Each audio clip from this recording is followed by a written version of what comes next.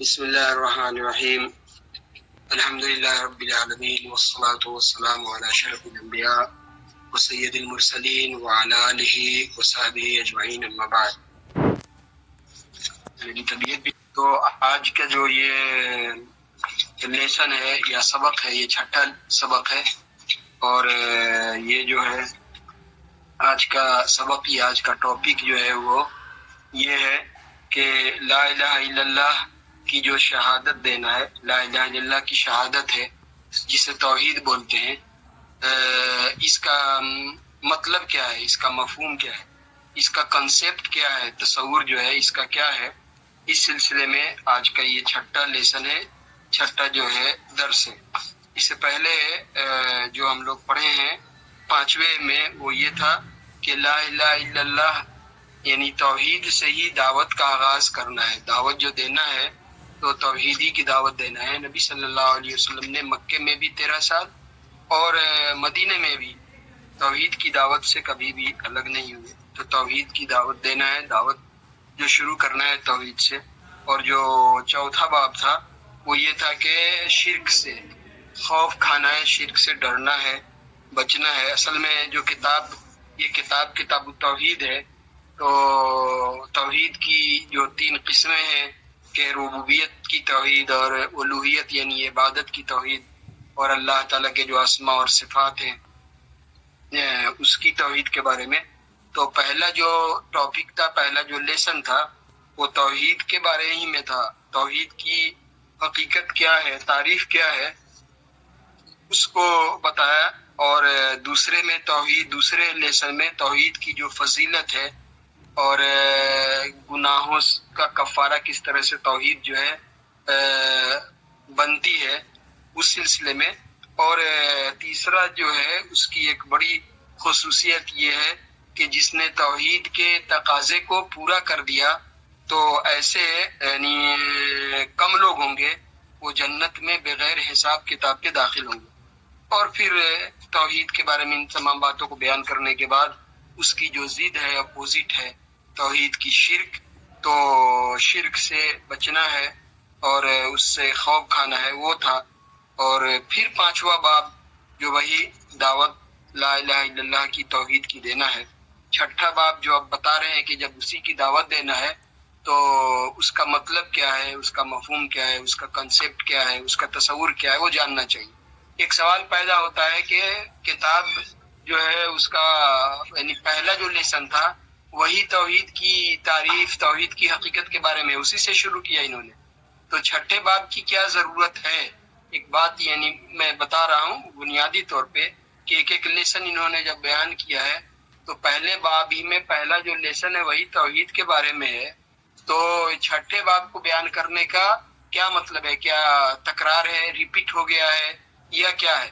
تو ریپیٹ نہیں ہوا ہے۔ چھٹے باب میں پہلے باب میں جو توحید کے بارے میں ہے اجمالی طور پہ بیان کیا ہے توحید کی تعریف کو، اور یہاں جو چھٹے باب میں اس کو تفصیل سے اور اس کو بیان کیا ہے کہ توحید کا مطلب کیا ہے، اور توحید جس کو کلمہ اخلاص کہا گیا ہے اس کی تفسیر، اس کی وضاحت، اس کی تشریح کیا ہے اس کو بیان کیا ہے۔ اور توحید جو عبادت والی توحید ہے یہ کیا ہے، اور اس توحید میں یعنی جو یہ کر کے یعنی اولیاء اور نیک لوگ اور فرشتے اور نبیوں اور رسولوں کو شریک ٹھہرا کر کے جو اس میں شرک کرتے ہیں، تو اس چھٹے باب میں توحید کی وہ یعنی اس کا جو مطلب ہے، معنی ہے، مفہوم ہے، اس کو کچھ گہرائی سے بیان کیا گیا ہے، تو اس لیے ریپیٹ نہیں ہے۔ ایک تو یہ بات ہے، اور دوسری بات اس میں یہ جاننے کی ہے کہ یہ اس میں جو بتا رہے ہیں کہ لا الہ الا اللہ کی گواہی دینا جو توحید ہے اور لا الہ الا اللہ کا مطلب کیا ہے اس کو اس میں بیان کیا جائے گا۔ آپ لوگوں کو معلوم ہے کہ اس سے پہلے 5 کتابیں جو ہم پڑھ چکے ہیں اس میں ایک کتاب جو شیخ کی، میں اس لیے بتا رہا ہوں کہ جو لوگ اس کو پھر پڑھنا چاہیں تو دیکھ سکتے ہیں، میں نے دیکھا ہے اس کا متن پھر جو ہے وہ لا الہ الا اللہ کی تفسیر ہی کے بارے میں ہے، جس کو ہم لوگ پڑھے ہیں یہاں پہ۔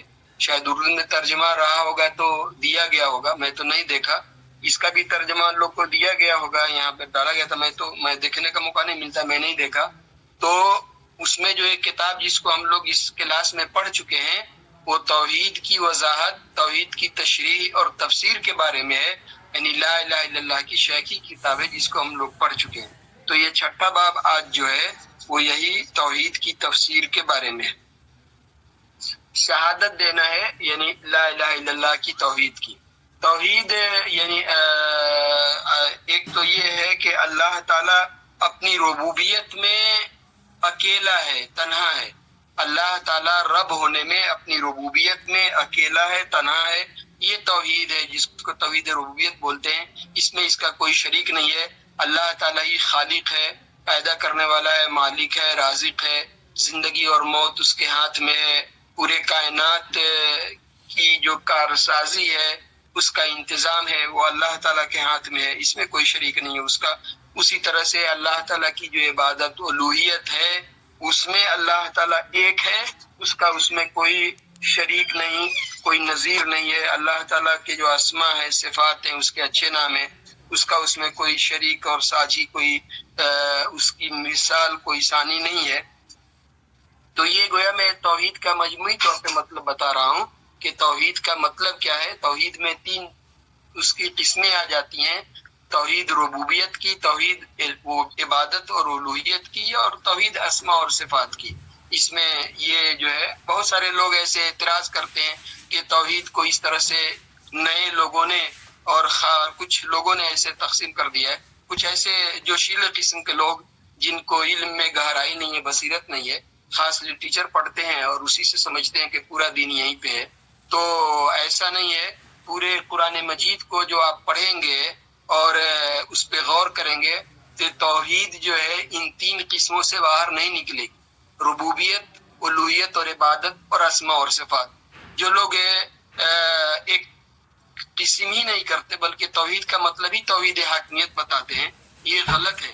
توحید کا مطلب توحید حاکمیت نہیں ہے. لا الہ الا اللہ کا مطلب سیدھا بولتے ہیں لا حاکم الا اللہ، اللہ کو چھوڑ کے دوسرا کوئی حاکم نہیں ہے. یہ تفسیر جو ہے لا الہ الا اللہ کی توحید کی، یہ تفسیر صحیح نہیں ہے. قرآن مجید کی تمام آیتوں پہ غور کریں گے تو توحید کی 3 قسمیں نکلتی ہیں. جہاں تک بات ہے توحید حاکمیت کی، تو حاکمیت جو ہے اللہ تعالیٰ کی ربوبیت اور الوہیت میں ہی آتی ہے. اللہ تعالیٰ کی جو ربوبیت ہے، الوہیت ہے، اسی کے اندر حاکمیت بھی آ جاتی ہے. الگ سے اس کو چوتھی قسم بنانے کی بھی ضرورت نہیں ہے، اسی کے اندر ربوبیت اور الوہیت کے اندر داخل ہے. اور نہیں حاکمیت ہی کا مطلب توحید ہے، یہ سرے سے غلط ہے. اس کو ایک مثال سے اس طرح سمجھ سکتے ہیں کہ مان لیجئے ایک آدمی اللہ تعالیٰ کی جو شریعت ہے، یعنی جو اللہ یہ حدود ہیں، بہت سارے جو شرعی امور ہیں، اس کو اگر عمل کر لیا، اس کو زندگی میں نافذ کر لیا، اس کو زندگی میں برت رہا ہے، ٹھیک ہے. حاکمیت کے تعلق سے میں بتا رہا ہوں کہ یہ غلط کیوں ہے. اگر اس کو توحید شریعت کی جو بہت ساری چیزیں ہیں اس کو برت رہا ہے، انفرادی طور پہ بھی، اجتماعی طور پہ بھی، لیکن اس کے باوجود بھی وہاں قبر پرستی ہو رہی ہے، بت پرستی ہو رہی ہے، اور اللہ کو چھوڑ کے غیر اللہ کے لیے نظر و نیاز اور ذبح اور چڑھاوے سارے کچھ ہو رہے ہیں، قبروں کا طواف کیا جا رہا ہے. تو کیا توحید کا حق ادا ہو گیا؟ اس لیے کہ حاکمیت ادا ہو رہی ہے. توحید کا حق ادا نہیں ہوا.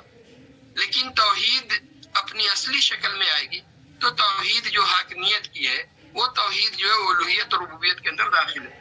بہرحال آگے باتیں کچھ جو ہے اس طرح کی آ جائیں گی.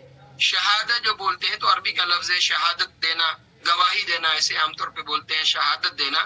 تو شہادت میں دیکھیے ایک بات تو یہ آتی ہے شہادت میں کہ شہادت یا گواہی ایسی چیز کی دی جاتی ہے جہاں پہ آدمی موجود ہو، اس کو دیکھ رہا ہو تو اس کی گواہی دیتا ہے کہ ہم یہاں موجود تھے اور اس کو ہم نے دیکھا تو اس کی گواہی دیتے ہیں. اور دوسری چیز یہ ہے کہ علم کی بنیاد پہ، علمیت کی بنیاد پہ ہمیں اس کا علم ہوا، ہمیں اس کی واقفیت ہے، ہمیں اس کا تجربہ ہے، بہت سارے ذرائع سے بہت ساری شکل اس کی ہو سکتی ہے. تو اس علم کی بنیاد پہ آدمی گواہی دیتا ہے. اللہ تعالیٰ نے جو قرآن میں شاہد اللہ و انہ لا الہ الا اللہ یعنی اللہ تعالیٰ نے بھی گواہی دی اور فرشتے نے اور پھر اس کے بعد اہل علم نے، سب نے گواہی دی. تو یہ علم کی گواہی ہے، علم کی بنیاد پہ گواہی دینا ہے. اور یہ یعنی جو یہ شہادت ہے لا الہ الا اللہ کی، مطلب اس کو زبانی طور پہ جو لغت میں ہے وہ ہم اس کو بتا رہے ہیں. اور جو گواہی دی جاتی ہے تو اس کے لیے ضروری ہے کہ آدمی کا اس پہ یعنی اعتقاد ہو، اس کا عقیدہ ہو، اس پہ یقین ہو، اور پھر اس کا آدمی اعلان کرتا ہے، اس کا اظہار کرتا ہے، اس کو بتاتا ہے. اور تو ایک یہ پہلو ہے یعنی یہ درس میں جو ہم آگے بڑھ رہے ہیں. اور لا الہ الا اللہ کی یہ تفسیر میں بات ہوتی ہے تو دیکھیے لا الہ الا اللہ میں یعنی 4 جو ہے الفاظ ہیں. لا الا، لا، اس کے بعد الہ دوسرا، پہلا لا، دوسرا جو ہے الہ ہے، تیسرا الا ہے، اور چوتھا اللہ ہے. یعنی 4 الفاظ ہیں، 4 الفاظ پہ مشتمل ہے. 4 الفاظ سے مل کر کے یہ لا الہ الا اللہ جو ہے ایک پورا جملہ جو ہے یہ بنا ہے. اس میں جو الہ ہے یعنی بہت ساری بات جو صرف عربی پڑھنے والے لوگ ہوتے تو وہاں پہ کی جاتی، تو ہم نہیں کرتے ہیں. عام طور پہ ایسی باتیں بولتے ہیں جو سب کو بات سمجھ میں آ جائے. الہ جو ہے وہ یعنی معبود کے معنی میں ہے. الہ جو ہے مالوہ بولتے ہیں، تو مالوہ کا مطلب یہ ہو کہ معبود ہے، یعنی اللہ تعالیٰ جو ہے وہ معبود ہے. ٹھیک ہے، تو یہاں پہ یہ لا الہ الا اللہ کی جو گواہی دینا ہے، یہ گواہی علم کی بنیاد پہ گواہی دینا ہے. اور اس کی تفسیر کے بارے میں یہ چیپٹر ہے. اور شیخ نے جو شروع کیا ہے کچھ آیتیں لائے اور آخر میں ایک حدیث لائے ہیں. اور یہ چیپٹر ہے تھوڑا سا باریک ہے، اس کو بہرحال سادہ عام فہم بنا کر کے سمجھنے کی کوشش کرنا ہے.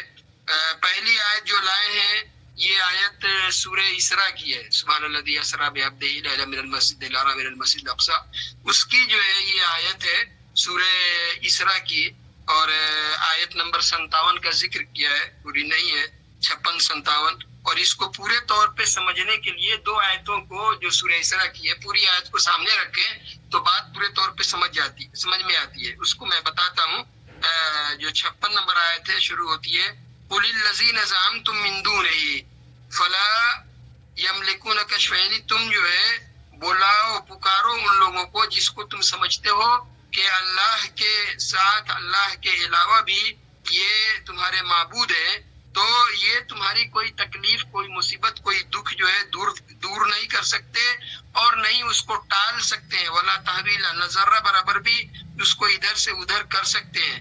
ٹھیک ہے، اور اس کے آگے کہا اولئک الذین یدعون، یہ کافر لوگ جن کو یہ پکارتے ہیں اللہ کو چھوڑ کے، جن کو پکارتے ہیں یعنی نیک لوگوں کو، فرشتوں کو، اولیاء کو، ایسے لوگوں کو، نبیوں کو، تو جو پہلے جن کو پکارتے ہیں ان لوگوں کا خود حال یہ ہے کہ یہ وہ لوگ اپنے رب سے اپنی حاجت بیان کرتے ہیں. یبتغون الی ربہم الوسیلہ، اپنے رب کی قربت حاصل کرنے کی کوشش کرتے ہیں. اپنے رب کی قرب جو ہے نزدیکی تلاش کرتے ہیں، ڈھونڈتے ہیں، یا پھر اپنے رب سے اپنی حاجت جو ہے وہ رکھتے ہیں، اس کو مانگتے ہیں. ایہم اقرب، اور اس سلسلے میں یہ جو نیک لوگ یا یہ جو فرشتے یا یہ جو نبی، یہ اولیاء، یہ لوگ کے آپس میں ایک طرح سے سبقت تھی، یعنی کمپٹیشن. اس میں ایک دوسرے سے کمپٹیشن یہ تھا کہ کون زیادہ سے زیادہ اپنے رب سے قریب ہو جائے. وَيَرْجُونَ رَحْمَتَهُ وَيَخَافُونَ عَذَابَهُ، اللہ کی رحمت کی یہ امید رکھنے والے لوگ ہیں اور اللہ کے عذاب سے ڈرنے والے لوگ ہیں. اور رب کا جو عذاب ہے وہ ایسا ہے کہ وہ بچا جائے. تو اسی آیت کو شیخ نے یہاں پہ ذکر کیا ہے.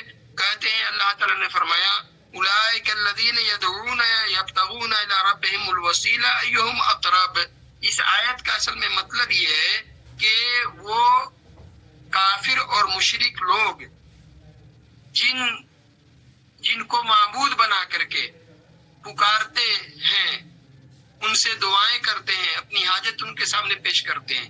وہ جنوں کی جن بھی ہیں فرشتہ بھی ہیں، وہ اولیاء یعنی نیک لوگ، صالح لوگ، وہ لوگ بھی ہیں، بعض جو ہے نبی بھی ہیں. تو ان کو جو یہ پکارتے ہیں ان کا حال یہ ہے کہ یبتغون الی ربہم الوسیلہ، یہ لوگ، یہ فرشتے، یہ جن جو مسلمان ہو گئے تھے، یہ انبیاء، یہ نبی، یہ اولیاء جن کو اولیاء مانتے ہیں، ان کا حال یہ ہے کہ یہ اپنے رب کی قربت تلاش کرتے ہیں، اپنے رب کا قرب جو ہے ڈھونڈتے ہیں. ٹھیک ہے. اور وسیلہ کا ترجمہ دوسرے یعنی اور ابن عطیہ وغیرہ نے جو قرب اور قربت اس سے تفسیر کی ہے، یعنی وسیلہ کا مطلب جو ہے قرب ہے اور قربت ہے. ابن عباس رضی اللہ تعالیٰ عنہما نے یہ وسیلہ کا جو مطلب بیان کیا ہے وہ حاجت بیان کیا ہے، یعنی اپنے رب سے اپنی حاجت کو پیش کرتے ہیں، اپنے رب سے اپنی حاجت کو پوری کرنے کی دعا کرتے ہیں. تو بہرحال دونوں مطلب ہے. تو ان کا یہ جو فرشتے، یہ جو جن جو مسلمان تھے، اور یہ جو اولیاء، یہ نیک لوگ، یہ انبیاء، یہ اپنے رب کی قربت یا اپنے رب کا قرب تلاش کرتے ہیں اور اپنے رب سے اپنی حاجت جو ہے پوری کرنے کے لیے کہتے ہیں. اور ان کا اور یہ کوشش ان کی رہتی ہے کہ اس معاملے میں اپنے رب کا قربت تلاش کرنے میں کون ایک دوسرے سے آگے بڑھ جائے. ان کے آپس میں ایک مسابقہ، کمپٹیشن کی کیفیت رہتی ہے، تنافس رہتا ہے کہ کون آگے بڑھ جائے. تو اب اس کا مطلب یہ ہے، یعنی ضد کو اپوزٹ ذکر کر کے توحید کا مفہوم شیخ بیان کرتے ہیں کہ جن کو معبود بنا کر کے یہ مشرک اور کافر لوگ پکارتے ہیں، ان سے دعا کرتے ہیں، وہ اولیاء یا نیک لوگ یا انبیاء اور فرشتے اور جن، ان کا تو خل یہ حال ہے کہ وہ اپنے رب کا قرب تلاش کرنے میں ایک دوسرے سے آگے بڑھنے کی کوشش کرتے ہیں، اپنے رب کی قربت تلاش کرتے ہیں، اپنی حاجت کے لیے رب کی طرف رجوع کرتے ہیں، اور تم ان کو پکارتے ہو. تو اس کا مطلب یہ نکلا کہ یہ جو تم کر رہے ہیں وہ شرک ہے. اس کا الٹا کیا ہوا کہ توحید ہے. تو توحید یہ ہے کہ اللہ سے اپنی حاجت کہو اور اللہ کی قربت تلاش کرنے کی کوشش کرو، اللہ کا قرب جو ہے تلاش کرنے کی کوشش کرو. اور اس میں 3 چیزیں ضروری ہے کہ اللہ تعالیٰ کی رحمت کی امید رکھے. وَيَرْجُونَ رَحْمَتَهُ، اللہ کی رحمت، یعنی مومن کی، ایک موحد کی جو زندگی ہوتی ہے امید اور خوف کے بیچ میں ہوتی ہے. اللہ کی رحمت کی امید رکھتے ہیں وہ لوگ، اور اللہ کے عذاب سے ان کے دل میں یعنی ایک کیفیت رہتی ہے کپ کپی کی، وہ ڈرتے رہتے ہیں اللہ کے عذاب سے. یہ کیفیت بھی رہتی ہے ان کی، اور ان کے اندر جو یہ اخلاص ہوتا ہے اور تنافس کرتے ہیں اللہ کا قرب تلاش کرنے میں. تو شرک کو بیان کر کے اور جو نیک صالح لوگ اولیاء ہیں اور وہ ان کی کیا کیفیت رہتی تھی اور انہی کو یہ کافر اور مشرک لوگ معبود بنا بیٹھے، اس کو بیان کر کے توحید کا جو مطلب یہاں پہ نکالا گیا ہے. اور وہ صحیح ہے کہ جب ان کو یہ بلانا یہ شرک ہے، اور جن کو بلاتے ہو ان کا حال یہ ہے کہ وہ اللہ کی عبادت کرنے والے لوگ ہیں، تو پتہ یہ چلا کہ توحید یہی ہے کہ خالص اللہ تعالیٰ کی عبادت کی جائے. یہ اس کا نچوڑ ہے. افراد اللہ تعالیٰ بالعبادہ والعبودیہ والالوہیہ، اللہ تعالیٰ کی عبادت کرنا، اللہ تعالیٰ کے لیے عبادت کو مخصوص کرنا، عبادت کی تمام شکلوں کو، تمام صورتوں کو، تمام کیفیتوں کو، تمام طرح کی قسم کی عبادت کو اللہ تعالیٰ کی مخصوص کرنا، امید رکھنا ہو، ڈرنا ہو، بھروسہ کرنا ہو، اور یہ تمام چیزیں جو ہے اللہ تعالیٰ سے کرنا. تو ایک یہ آیت ہے، اور اس سے پتہ یہ چلتا ہے کہ ہاں توحید جو ہے وہ کیا ہے. دوسری آیت کا جو ذکر کیا ہے، وَإِذْ قَالَ إِبْرَاهِيمُ لِأَبِيهِ وَقَوْمِهِ إِنَّنِي بَرَاءٌ مِّمَّا تَعْبُدُونَ إِلَّا الَّذِي فَطَرَنِي. یعنی وہ جو ہے ابراہیم علیہ السلام کے واقعہ کو ذکر کیا کہ ابراہیم علیہ السلام نے جب اپنی دعوت کا آغاز کیا تو سب سے پہلے اپنے باپ سے، اپنے والد سے. تو اس میں ایک دعوت کا ایک پہلو ہے. اور نبی صلی اللہ علیہ وسلم کو کہا گیا وَأَنذِرْ عَشِيرَتَكَ الْأَقْرَبِينَ، پہلے اپنے لوگوں کو، اپنے قرابت مندوں کو، اپنے رشتہ داروں کو، اپنے خاص قریبی لوگوں سے دعوت کا. نبی صلی اللہ علیہ وسلم نے اسی لیے اپنے خاندان کے لوگوں کو پہلے صفا کی پہاڑی پہ بلایا تھا. تو دعوت کا آغاز جو ہے اپنے لوگوں سے پہلے ہونا چاہیے. تو ابراہیم علیہ السلام نے اپنے باپ سے، پھر اس کے بعد قوم کے لوگوں سے، اپنے خاندان کے لوگوں سے، قوم کے لوگوں سے اس طرح سے دعوت کا جو ہے آغاز کیا. بہرحال یہاں پہ یہ بتا رہے ہیں کہ ابراہیم علیہ السلام کو دیکھو، ان کا واقعہ یاد کرو کہ جب ابراہیم علیہ السلام نے اپنے باپ سے، اپنے والد سے اور اپنی قوم کے لوگوں سے کہا اننی براء مما تعبدون، میں بالکل لا تعلق ہوں، بے تعلق ہوں، میرا کوئی تعلق نہیں، کوئی رشتہ نہیں، کوئی لینا دینا نہیں ہے اس چیز سے جس کی تم لوگ پوجا کرتے ہو، جس کی تم لوگ عبادت کرتے ہو. یعنی بالکل لا تعلقی کا اظہار کیا، بالکل بیزاری کا اظہار کر دیا، جس کی جو ہے ابراہیم علیہ السلام کی قوم عبادت کرتی تھی، پوجا کرتی تھی اللہ تعالیٰ کو چھوڑ کے. کہا کہ ان تمام چیزوں سے میں بریء ذمہ ہوں، بری ہوں. برا یعنی بری ہوں، لا تعلق، میرا ان سے کچھ بھی ذرہ برابر کوئی لینا دینا نہیں ہے. الا الذی فطرنی، سوائے اس ذات کے، سوائے اس اللہ کے جس نے مجھے پیدا کیا، جس نے مجھے پیدا کیا. اور وہ پوری آیت ہے فَإِنَّهُ سَيَهْدِينِ، اسی میں ہے کہ ان قریب اللہ جو ہے مجھے ہدایت دے گا. اور ابراہیم علیہ السلام نے وَجَعَلَ كَلِمَةً بَاقِيَةً فِي عَقِبِهِ، یہی لا الہ الا اللہ جو ہے یہ کلمہ ہے، باقی رکھا انہوں نے اپنی ذریت کے لیے کہ تاکہ اس کی طرف جو ہے واپس آئیں، پلٹیں. تو یہ بہرحال یہ یعنی یہ لا الہ الا اللہ کے بارے میں کہ ہاں صرف ہم اسی کی عبادت کریں گے جس نے ہمیں پیدا کیا. تو اس آیت سے بھی یعنی معلوم ہوتا ہے کہ توحید کیا ہے اور توحید کا مطلب کیا ہے. یعنی تمام سب کی عبادت سے، عبودیت سے، بندگی سے کٹ کر کے، یکسو ہو کر کے، بالکل لا تعلق ہو کر کے صرف اللہ تعالیٰ کی عبادت کرنا، یہی توحید ہے، یہی اس کا مطلب ہے. ایک یہ آیت ہے. تیسری آیت جو ہے وہ جو ذکر کیا شیخ نے، کہا کہ اتخذوا احبارهم ورهبانهم اربابا من دون اللہ. یہ یہود اور نصارہ کے بارے میں ہبر جو ہے کی جمع ہے احبار. تو احبار جو ہے یہود کے جو علماء ہیں، ان کے جو مذہبی علماء ہیں ان کو کہا جاتا ہے. اور رہبان جو ہے راہب، وہ یعنی عابد، عبادت گزار لوگ جو نصرانیوں کے میں سے، تو ان کو کہا جاتا ہے. تو یہ دونوں یعنی اہل کتاب جو یہود اور نصارہ ہیں ان کے بارے میں بیان ہے کہ ان کا حال یہ ہے کہ انہوں نے اپنے جو ہے یہود کا حال یہ ہے کہ اپنے عالموں کو، اپنے احبار کو یعنی اپنے عالموں کو، اور نصارہ نے جو ہے وہ اپنے عبادت گزار لوگوں کو اللہ کے چھوڑ کر کے اپنا جو ہے رب، ارباب، رب کی جمع ہے، رب بنایا. رب یہاں پہ معبود کے معنی میں، عبادت کے معنی میں ہے.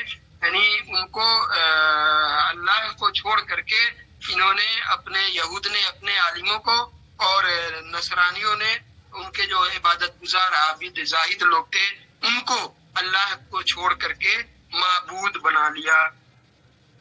اور پوری آیت یہ، اور اسی طرح سے اس میں ہے کہ مسیح ابن مریم کو بھی معبود بنا لیا. وما امروا الا ليعبدوا الها واحدا، جن کو ان کو صرف اس بات کا حکم دیا گیا تھا کہ وہ الہ واحد، ایک معبود کی عبادت کریں، لا الہ الا ہو، اس کو چھوڑ کر کے دوسرا کوئی بھی معبود نہیں ہے. سبحانہ عما یشرکون، اور اسی لیے کہا کہ اللہ تعالیٰ کی ذات جو ہے پاک ہے جو اس شرک سے، جو یہ لوگ شرک جو ہے یہ کر رہے ہیں. تو بہرحال یہ بھی یہ اس آیت کے بارے میں یہ ہے کہ ایک صحابی ہیں عدی بن حاتم، جب مسلمان ہوئے تھے تو اللہ کے رسول صلی اللہ علیہ وسلم نے ایک موقع پہ ان کو اس آیت کا مطلب بتایا. تو عدی بن حاتم نے رسول اللہ صلی اللہ علیہ وسلم سے کہا کہ وہ لوگ تو اس کی عبادت نہیں کرتے. فلم یعنی یہود اور نصارہ جو ہے اپنے جو علماء ہیں ان کی عبادت تو نہیں کرتے. عدی بن حاتم نے رسول اللہ صلی اللہ علیہ وسلم سے کہا، اللہ کے رسول صلی اللہ علیہ وسلم نے اس کی تفسیر میں، تشریح میں فرمایا کہ کیا ایسا نہیں ہے کہ ان کے جو یہ علماء جس حلال کو حرام کہہ دیتے ہیں، حلال تھا اس کو حرام کر دیتے ہیں، تو یہ لوگ اس پہ ان کی بات مانتے ہیں. یا اسی طرح سے جو حرام، جو حلال تھا تو اس میں بھی ان کی بات مانتے. کہا کہ ایسا ہی ہے. تو کہا کہ یہی مطلب ہے کہ ان کو جو ہے اللہ کو چھوڑ کے معبود بنا لیا. یہاں پر جو ہے وہ اطاعت میں شرک کرنا، یہ یعنی شرک صرف یہی نہیں ہے کہ بت کو پوجا کر دیا اور مورتی پوجا کر دیا، صرف یہی شرک نہیں ہے. یہ شرک جو ہے اطاعت کے اندر ہے کہ اللہ تعالیٰ نے جس چیز کو حرام کیا تھا اس کو ان لوگوں نے حلال کر دیا، اور اللہ تعالیٰ نے جس چیز کو حلال کیا تھا اس کو ان لوگوں نے حرام کر دیا. اور اس میں جو ہے یہ قوم ان کی اطاعت کرتی ہے، ان کی بات مانتی ہے. تو عدی بن حاتم نے کہا کہ ہاں یہ تو ایسا ہی ہے. کہا کہ پھر جو ہے یہی تو یہ شرک ہے. تو بہرحال یہاں پہ وہی بتایا گیا کہ ان لوگوں نے اپنے احبار کو اور اپنے رہبان کو اللہ تعالیٰ کو چھوڑ کر کے ارباب بنا لیا، معبود بنا لیا. تو یہ توحید کے خلاف بات ہے. اور توحید تو یہ کہ صرف اللہ تعالیٰ ہی کا یہ حق ہے کہ وہ حرام قرار دے یا حلال قرار دے، اور اللہ تعالیٰ ہی کا یہ حق ہے کہ اللہ تعالیٰ کی اطاعت کی جائے اور اس کی عبادت کی جائے. تو یہاں پہ اس آیت سے بھی توحید کا جو مطلب ہے وہ واضح ہو جاتا ہے. اور پھر اس کے بعد جو ہے چوتھی آیت جو بیان کیا یہاں پہ شیخ نے، چوتھی آیت ہے وَمِنَ النَّاسِ مَن يَتَّخِذُ مِن دُونِ اللَّهِ أَندَادًا يُحِبُّونَهُمْ كَحُبِّ اللَّهِ، کہ بعض لوگوں کا حال یہ ہے کہ وہ اللہ تعالیٰ کو چھوڑ کر کے دوسرے ند، دوسرے شریک، ساجیدار، اللہ تعالیٰ کو چھوڑ کر کے دوسرے ساجیدار جو ہے بنا لیتے ہیں، بنا بیٹھے ہیں، جن سے وہ محبت کرتے ہیں. محبت یعنی عبادت کی محبت، عبادت والی محبت. تو وہ محبت کرتے ہیں اسی طرح سے جس طرح سے اللہ سے محبت ہونی چاہیے.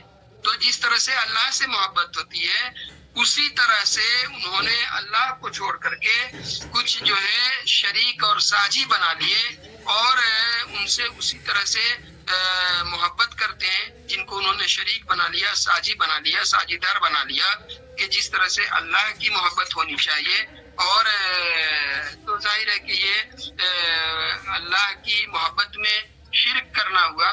اور ایک شروع میں ایک بات یہ جاننا چاہیے کہ محبت ایک طبیعی بھی ہوتی ہے. یہاں پہ جس محبت کی بات ہو رہی ہے وہ محبت ہے جو عبادت والی محبت ہے.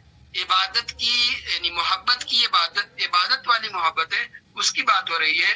محبت جو طبیعی ہے، ماں باپ سے محبت ہونا، بیوی سے محبت ہونا، بچوں سے محبت ہونا، آدمی کے پاس جو ہے دولت ہے، پیسے ہیں، تو اس سے بھی محبت ہونا جائز حد تک. تو یہ طبیعی محبت ہے، فطری محبت ہے، وہ اس کی بات نہیں ہو رہی ہے اور وہ شرک میں نہیں ہے. یہ جو محبت کی بات ہو رہی ہے اس محبت کی بات ہے جو عبادت والی محبت ہے، اور وہ صرف اللہ تعالیٰ کا حق ہے کہ اللہ تعالیٰ سے جو ہے وہ عبادت کی محبت کی جائے. اور اللہ تعالیٰ اور جو عبادت کی اصل جو بنیاد ہے وہ محبت ہی ہے، اللہ تعالیٰ سے محبت ہے تو آدمی اللہ تعالیٰ کی جو ہے عبادت کرتا ہے. تو کہا کہ یہ کچھ لوگ ایسے ہیں جو اللہ تعالیٰ کو چھوڑ کر کے دوسرے کو ساجیدار اور شریک ٹھہرا بیٹھے ہیں، اور ان سے محبت اسی طرح سے کرتے ہیں جس طرح سے اللہ سے محبت ہونی چاہیے. تو گویا کہ اللہ کی محبت اور دوسروں کی محبت دونوں کو برابر کر دیا، اور اللہ تعالیٰ کی محبت میں جو ہے یہ ساجی بنایا، شریک بنایا. اور جبکہ اصل اس کا تقاضا اللہ کی محبت کا یہ ہے عبادت والی محبت کہ صرف اللہ تعالیٰ کے لیے ہونا چاہیے. اور لا الہ الا اللہ میں یہی بات ہوتی ہے. تو اس آیت سے بھی جو لا الہ الا اللہ ہے اس کا مفہوم جو ہے وہ نکلتا ہے. آخر میں جو ہے ایک حدیث کا ذکر کیا ہے شیخ نے، جو صحیح سے دونوں مطلب صحیح میں بیان کر رہے ہیں کہ صحیح میں ہے. صحیح سے شیخ کا دونوں مطلب ہے کہ صحیح بخاری صحیح مسلم بھی ہے، یہ دونوں صحیح میں سے کوئی ایک صحیح، ان کا اپنا ایک انداز ہے لکھنے کا کہ صحیح میں ہے. نہیں، صحیح سے مراد صحیح بخاری اور مسلم دونوں جو ہے ہو سکتا ہے. نبی صلی اللہ علیہ وسلم سے روایت کرتے ہیں کہ آپ نے فرمایا من قال لا الہ الا اللہ وکفر بما یعبد من دون اللہ حرم مالہ ودمہ، جس نے لا الہ الا اللہ کہا اور اللہ تعالیٰ کو چھوڑ کر کے جس کسی کی بھی عبادت کی جاتی ہے اس کا کفر کیا، اس کا انکار کیا۔ اللہ تعالیٰ کو چھوڑ کر کے دوسرے جس کی بھی عبادت کی جاتی ہے سب کا کفر کیا، سب کا انکار کیا۔ اور لا الہ الا اللہ، اصل یہاں بتانا مقصد یہ ہے کہ لا الہ الا اللہ صرف زبان سے کہنا نہیں، اس لیے وہ جو شیخ کی جو کتاب ہے جس میں لا الہ الا اللہ کی تصریح پہ پوری کتاب ہے، تفسیر پہ جس پہ ہم لوگ پڑھ چکے ہیں، تو یہی اس میں یہ بات ہے کہ لا الہ الا اللہ صرف کوئی کہہ دے اور اس کا معنی نہیں جانے، اس کا مطلب نہیں جانے، کیا ہے اس میں بالکل ہی نہیں جانے، یہ صحیح نہیں ہے۔ لا الہ الا اللہ کو اس کا علم حاصل کرنا ہے، اس کو عقیدہ ہونا ہے، اس پہ یقین ہونا ہے اور اس کے مطلب کو جاننا ہے، اور اس کے بعد اللہ تعالیٰ کو چھوڑ کر کے جس کی بھی کسی کی بھی عبادت ہوتی ہو اس کا کفر کرنا ہے، اس کا انکار کرنا ہے۔ لا الہ الا اللہ کے لیے یہ ضروری ہے کہ آدمی صرف لا الہ الا اللہ اللہ ہی کو معبود نہیں بلکہ اللہ تعالیٰ کو چھوڑ کے جس کسی کا بھی جو بھی معبود بنا لیا گیا ہے اس کا انکار بھی کرے، اس سے نفرت بھی رکھے، اس سے بغض بھی رکھے، اس سے عداوت بھی رکھے۔ تین چیزیں ہیں، اللہ کو چھوڑ کے جس کسی کی بھی عبادت ہوتی ہو اس سے نفرت بھی ہو، بغض ہو، اس سے عداوت ہو اور اس کا انکار ہو، اس کا کفر ہو۔ صرف لا الہ الا اللہ کہہ دیا اور دوسرے بھی جو بھی معبود بیٹھے ہیں اس سے جو ہے رواداری برتنا اور اس کے دل میں اس سے نفرت نہیں رکھنا، یہ صحیح نہیں ہے۔ یعنی جو دوسرے لوگ شرک کر رہے ہیں اس شرک سے بیزاری نہیں ہے، نفرت نہیں ہے۔ اللہ کو چھوڑ کے دوسرے کی جو عبادت ہو رہی ہے، دوسرے جو معبود بنا رہے ہیں ان معبودوں سے بیزاری نہیں ہو، نفرت نہیں ہو، ان سے بغض نہیں ہو، عداوت نہیں ہو اور ان کا انکار کفر نہیں اور کفر نہیں ہو ان کا، تو لا الہ الا اللہ کا تقاضا پورا نہیں ہوگا۔ یہ اصل جو ہے یہاں پہ مطلب بتانے کی کوشش کر رہے ہیں۔ تو جس نے لا الہ الا اللہ کہا اور اس بات کا انکار کیا کہ اللہ تعالیٰ کو چھوڑ کر کے دوسرے جس کو بھی معبود بنا لیا گیا ہو، جس کی عبادت کی جاتی ہو، یہ بھی کیا، تو پھر اس نے اپنے مال کو اور اپنے خون کو محفوظ کر لیا۔ کیوں کہ مسلمان کا خون، اس کا مال یہ جو ہے حرام ہے، اور پھر جو ہے وہ گویا کہ یہ محفوظ اس نے کر لیا اپنے خون کو۔ بتانا یہی مقصد ہے کہ لا الہ الا اللہ کا صرف کہنا یہ کافی نہیں ہے، اس کا علم ہونا چاہیے اور اس پہ یقین ہونا چاہیے، اس کا عقیدہ ہونا چاہیے، اور اس کے الٹا اس کے ضد جو بھی ہے، اس کے مقابل میں جو بھی ہے جس کو معبود بنا لیا گیا ہو اللہ تعالیٰ کو چھوڑ کر کے، اس کا انکار بھی ضروری ہے، اس سے نفرت، اس کے بغض رکھنا بھی ضروری ہے اور اس سے عداوت رکھنا بھی ضروری ہے۔ یہ ایک حدیث کو بیان کیا ہے اور کہا کہ جس نے یہ لا الہ الا اللہ کہا اور اللہ کو چھوڑ کے جس کی عبادت کی جاتی ہو اس کا انکار کیا، اس کا مال، اس کا خون جو ہے محفوظ ہے۔ وَحِسَابُهُ عَلَى اللَّهِ عَزَّ وَجَلَّ، اس کا جب حساب ہوگا وہ اللہ تعالیٰ کے ذمے ہے کہ اللہ تعالیٰ جو ہے اس کا حساب لے اور اس کا جو عمل جیسا ہو اس کے حساب سے اس کے ساتھ معاملہ ہوگا۔ اور شیخ نے یہاں پہ کہا کہ یہ چھٹا جو باب ہے، لیسن ہے، یہ ٹاپک ہے، اسی کے بارے میں، اسی کی تشریح میں اب جو آگے جتنے بھی لیسن آ رہے ہیں وہ سب جو ہے اسی کی تشریح میں ہوں گے۔ جو یہ چھٹا باب ہے یہی، اسی لیے آپ کو پچھلے درس میں بتایا تھا کہ توحید کی صرف ایک قسم جو توحید الوہیت ہے، عبادت کی توحید ہے، توحید و الوہیت، توحید عبادت، اسی کے بارے میں یہ کتاب ہے۔ اس لیے کتاب کا نام شیخ نے رکھا ہے کتاب التوحید الذی هو حق اللہ علی العبید۔ یہ کتاب توحید کی ہے جو بندوں کے اوپر اللہ تعالیٰ کا حق ہے، یعنی یہ الوہیت اور عبادت کی توحید کے بارے میں اور اسی کو بیان کیا ہے۔ تو پہلے جو توحید کا مطلب، اس کی حقیقت اور ہر چیز کو جو بنیادی چیزیں ہیں اس کو بتا دیا۔ اب اس کے بعد سے چھٹے باب کے بعد سے جو ساتواں باب سے شروع ہوگا آخر تک وہ چیزیں بیان کریں گے جو توحید کو نقصان پہنچانے والی ہیں، جو توحید کے منافی ہیں، توحید کے جو مخالف ہیں، جس سے توحید میں نقص پیدا ہوتا ہے، جس سے توحید متاثر ہوتی ہے، جس سے توحید کا درجہ کم ہوتا ہے، جو توحید کے خلاف ہیں، ان کو بیان کیا جائے گا، یعنی جو نقص ہیں توحید میں یا ہو سکتے ہیں ان کو جو ہے اب ایک ایک کر کے بیان کریں گے کہ یہ توحید کے خلاف ہے، یہ توحید کے خلاف ہے، یہ توحید کے خلاف ہے۔ تو اس طرح سے چھٹا باب جو ہے پورا ہو گیا۔